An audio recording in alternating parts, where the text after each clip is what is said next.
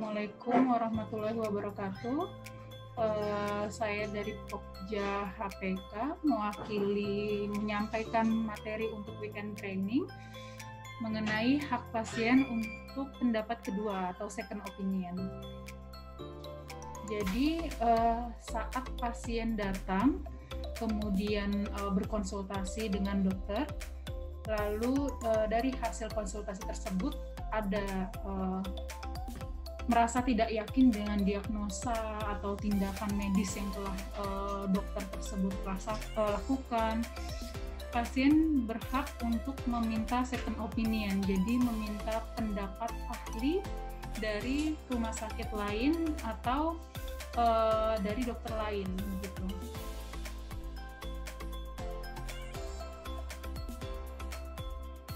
Nah, pasien-pasien yang meminta second opinion ini biasanya mereka ingin memastikan kembali apakah diagnosa yang telah disampaikan oleh dokter yang pertama kali mendiagnosa dirinya atau yang memberikan tindakan medis atas dirinya sudah benar dan tepat.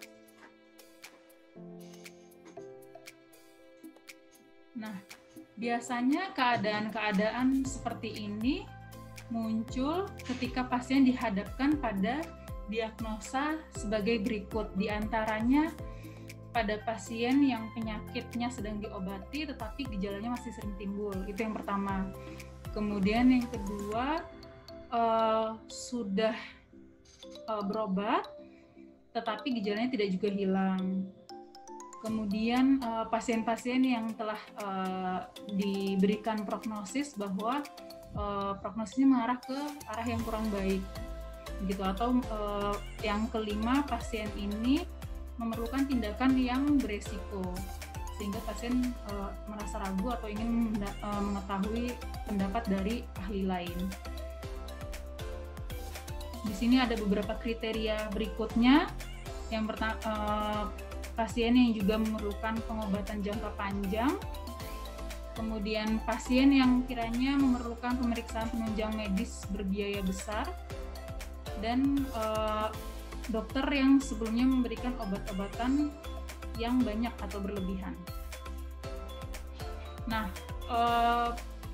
mencari second opinion sebenarnya sudah ada peraturannya, yaitu hak pasien sudah diatur pada Undang-Undang Nomor 29 Tahun 2004 tentang praktek kedokteran, pasal 52.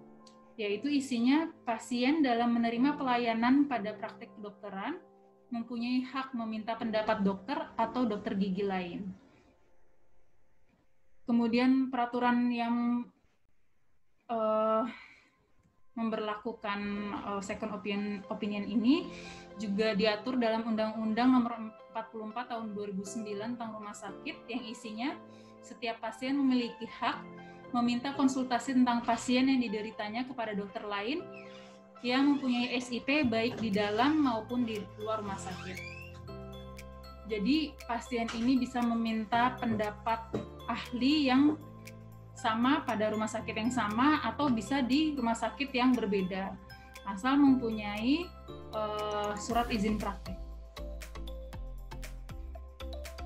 Kemudian undang-undang berikutnya itu diatur dalam Permenkes Nomor 4 Tahun 2018 yang bunyinya meminta konsultasi tentang dokter tentang penyakit yang dideritanya kepada dokter lain yang mempunyai SIP baik di dalam maupun di luar rumah sakit, kurang lebih sama.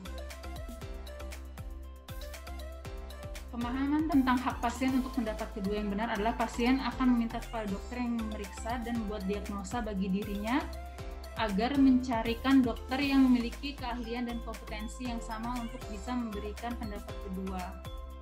Nah, ini nantinya dari sini, dokter pertama akan memberikan secara sukarela pengantarnya, yaitu berupa resume, hasil pemeriksaan, dokumen-dokumen yang diperlukan, seperti pemeriksaan penunjang, kepada dokter kedua, yang mempunyai keahlian dan kompetensi yang sama dengan dokter yang pertama.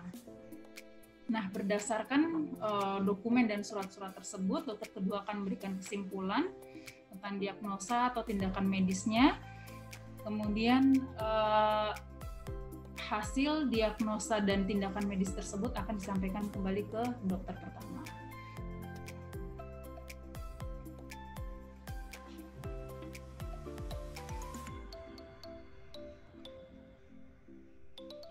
apabila ada perbedaan pendapat atau perbedaan hasil dengan analisa dokter pertama, maka dokter kedua juga akan menghubungi dokter pertama untuk membicarakan tentang perbedaan tersebut.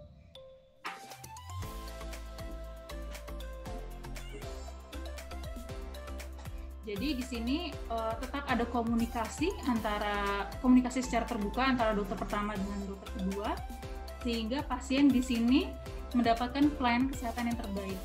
Nah, jadi pasien benar-benar mengerti pemahaman atas penyakit yang dideritanya.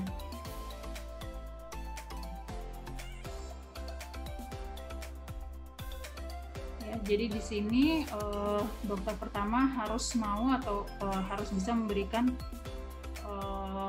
resume atau dokumen-dokumen yang akan diberikan kepada dokter kedua jika memang pasien meminta untuk second opinion atau pendapat kedua.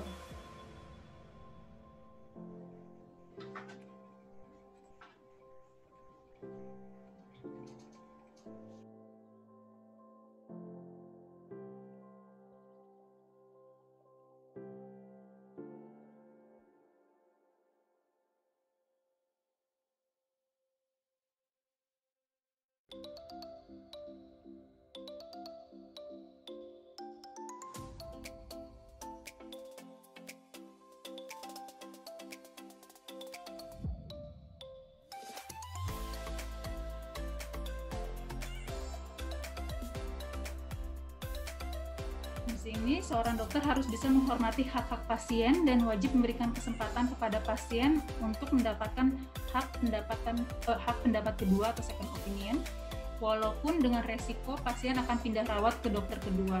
Jadi seperti yang tadi saya bilang, pasien mempunyai hak, kemudian dokter yang pertama juga wajib untuk memberikan dokumen atau resumenya.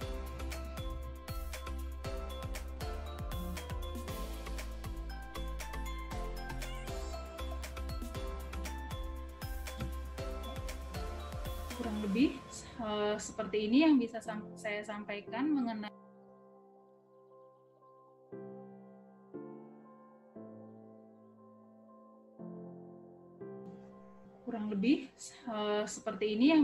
saya sampaikan mengenai second opinion atau hak pasien dalam meminta pendapat kedua. Terima kasih. Wassalamualaikum warahmatullahi wabarakatuh.